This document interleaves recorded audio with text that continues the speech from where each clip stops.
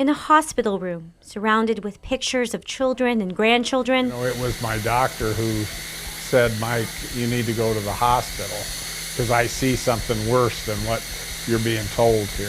Mike Like reflects on a summer of hardship, where he went from being a healthy 65-year-old man to dealing with impending death due to COVID. He's just been so sick that he's almost unable even to sit up at the side of the bed just because his oxygen saturation's dropped with even the littlest amount of exertion.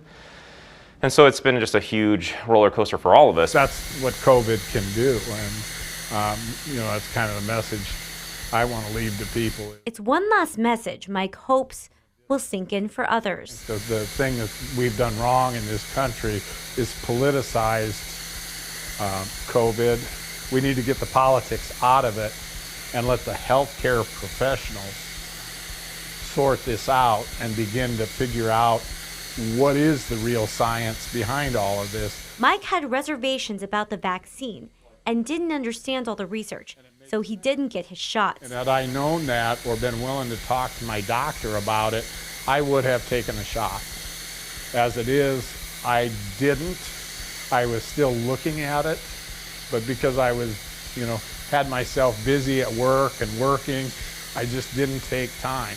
Not getting the vaccine determined Mike's fate. Ultimately that cost me my life because I contracted COVID and didn't have the protection that would have minimized the risk of the exposure. And I feel bad for my kids for that because they're the ones that are going to miss out the most. We don't want this to happen to anybody else.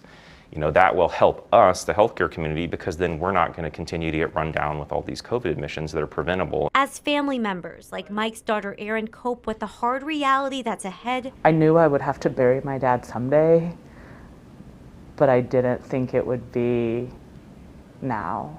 Mike feels compelled to ask the public one thing before saying goodbye. Love. We forget about love. And if we truly love, unconditionally our family, and if we express the kind of love that, God asks us to share with one another, these things wouldn't be issues. In Omaha, Isabella Basco, 3 News Now.